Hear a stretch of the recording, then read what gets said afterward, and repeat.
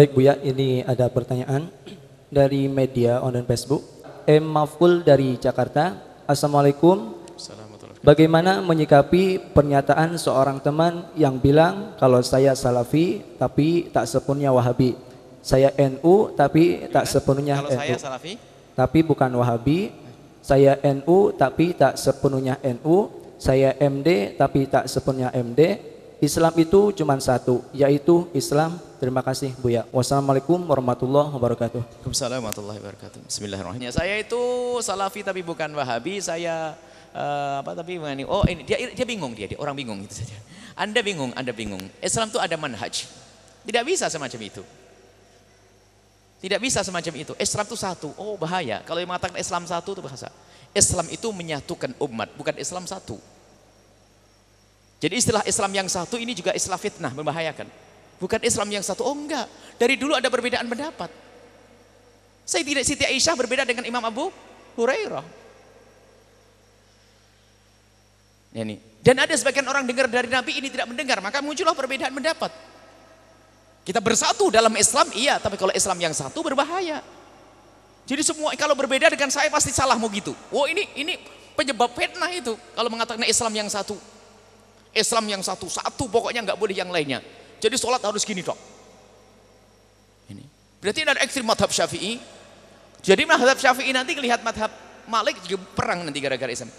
Ada perbedaan urusan furu' indah. Madhab Maliki begitu, madhab Syafi'i ini, madhab Hambali gini. Urusan akidah, lihat ini harus jelas. Baru satu, tidak bisa berbeda. Allah Maha Tunggal, nggak bisa. Jadi Islam yang satu itu maksudnya apa? Islam yang satu tadi maksudnya. Islam yang satu ya Islamnya Nabi Muhammad SAW, tapi di dalamnya adalah perbedaan pendapat ini adalah memang membuka kemudahan untuk kita. Dan pada zaman Nabi pun direstui oleh Nabi orang berbeda pendapat.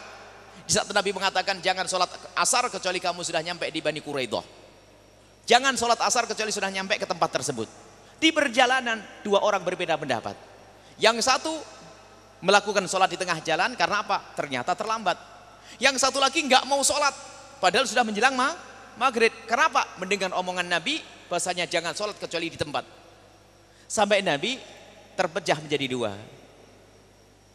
Sekelompok sholat di tengah jalan, padahal Nabi sudah ngomong kamu jangan sholat kecuali di tempatnya Bani Quraidah. Yang satu lagi, yang sekelompok lagi tidak sholat. Sholat asarnya setelah maghrib. Apa jawab Nabi? Ya nggak apa-apa. Ini adalah namanya bab ijtihad. Maksudnya Nabi itu kamu jangan sholat kecuali di Bani Quraidah. Itu artinya apa? Cepet jalanmu. Kalau asarmu di tengah jalan, kamu ya sholat asar. Baru nanti melanjutkan. Ternyata duanya diakui berbeda dan tidak ada masalah. Nabi nggak ribut. Ini menjadikan nggak boleh berbeda. Ini berbahaya sekali. Kita bersatu karena Islam. Bukan Islam yang satu. Tuhan Allah Maha Tunggal. Nabi Muhammad Nabi kita tunggal. Cuman lihat maksudnya Islam satu itu apa? Ini harus dijelaskan. Islam satu apa? Kalau akidah satu bukan akidah Nabi Muhammad saja. Akidah Nabi Muhammad dengan akidah Nabi Musa sama. Akidah Nabi Musa dengan akidah Nabi Isa sama. Tentang ketuhanan dan seterusnya sama.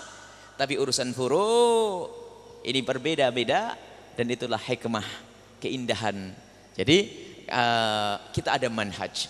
Maka di dalam Islam sendiri bisa ada Mu'tazilah dan yang lainnya. Kita tidak mengatakan Mu'tazilah kafir, tapi jelas sesat.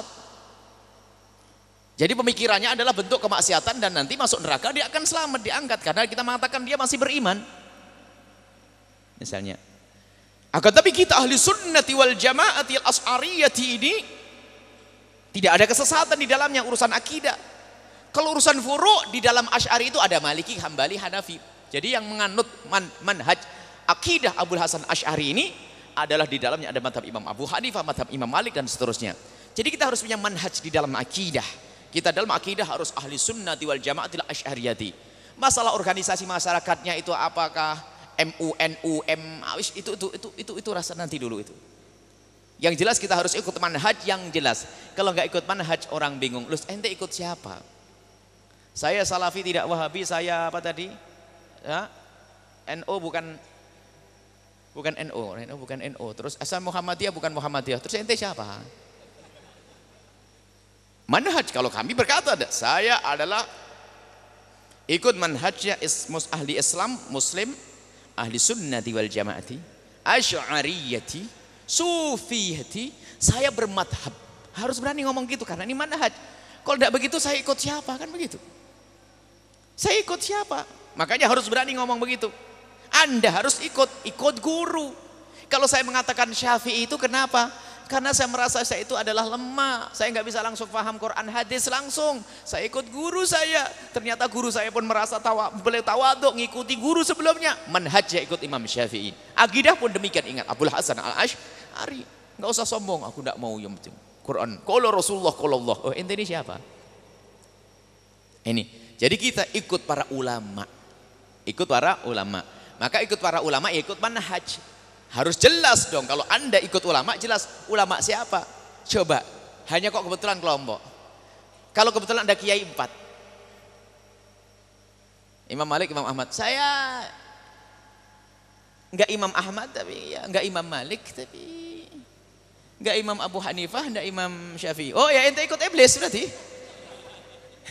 Oh imamnya hanya 4 tuh dia bingung enggak ikut ini, enggak ikut itu, terus ikut siapa ente?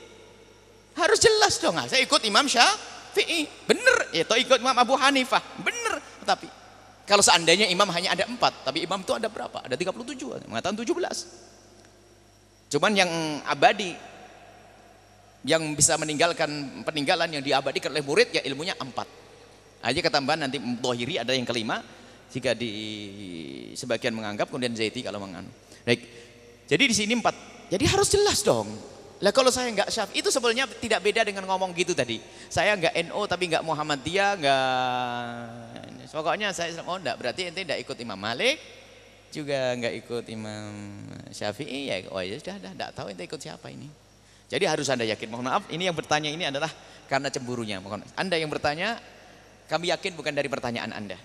Tapi Anda mendengar omongan dari orang yang seperti itu. Karena Anda pernah mengikuti Facebook kami, berarti manhaj Anda insya Allah sesuai dengan manhaj kami. Bagi yang bertanya itu insya Allah hanya mewakili dari teman-temannya yang seperti itu. Karena di wilayah Jakarta memang ada yang menyeru kayak begitu sudah mulai banyak. Sehingga itu kesannya menyalahkan semua orang. Sehingga madhab itu dikatakan setan, madhab dikatakan kerjanya iblis dan sebagainya. Kita mendengar sendiri. Bahkan yang menyuruh Islam yang penting Islam satu itu ternyata suatu ketika ditanya bagaimana pendapatmu tentang madhab Imam Syafi'i, ternyata madhab Syafi'i madhab bukan dari Allah, bukan dari Rasul, tapi itu dari iblis. Hebat. Cuman rupanya setelah itu stasiun radio itu langsung diberondong oleh orang lain, besok langsung membahas tentang madhab. Akhirnya ngakui, maksudnya apa? Karena dia keperucut. Keperucut itu karena aslinya memang anti madhab, membuat kerusakan. Semoga Allah menjaga kita semuanya. Ibu harus jelas, Anda ikut guru. Sudahlah, ikut guru. Dan guru Anda ikut guru. Dan guru-guru sampai nyambung ilmu itu harus ada silsilah sanad sampai kepada Imam Asy-Syafi'i radhiyallahu ta'ala anhu. Kemudian setelah itu apa? Ke atas sampai Sayyidina Rasulullah sallallahu alaihi wasallam. Kalau langsung ke Rasulullah, wah, jangan sombong deh. Siapa inti ini? Kita itu ada mata rantai. Dan mata rantai penting dari murid ke guru, dari guru. Kalau langsung dipotong mata rantainya gantung nanti. Enggak nyampe. Dan sanad, kalau bukan karena sanad, orang akan ngomong seenaknya. Jadi sanad itu penting. Siapa gurumu? Nah, sekarang itu zaman rusak ini, gurunya itu Mbah Google sama Ustadz Yahoo, ini juga membahayakan. Sehingga malas ngaji ikut Mbah Google sama Ustadz Yahoo. Wah, setiap ada masalah langsung Mbah Google, permisi, assalamualaikum, mau tanya Mbak. Nah, ini adalah internet itu baru Anda boleh ngikuti kalau memang Anda sudah tahu web-webnya orang yang jelas bagi Anda. Jangan masuk rimba yang Anda tidak tahu itu daun beracun atau daun yang sehat. Anda tidak mengerti apakah web bermanfaat atau web membahayakan. Kecuali Anda sudah mengenal bahwasanya itu ada webnya guru saya atau orang yang saya kenal, Anda boleh masuk ke wilayah tersebut. Dan kita pun juga ada web, radio kita juga menggunakan, kita numpang di Mbah Yahoo, kita numpang di Mbah Google, numpang kita. Karena apa? Memang kita lemah. Kita tidak punya sendiri. Kalau Imam Ghazali hidup zaman sekarang, kelihatannya yang punya Google sama Yahoo itu Imam Ghazali. Imam Ghazali dunia informasi, oh luar biasa.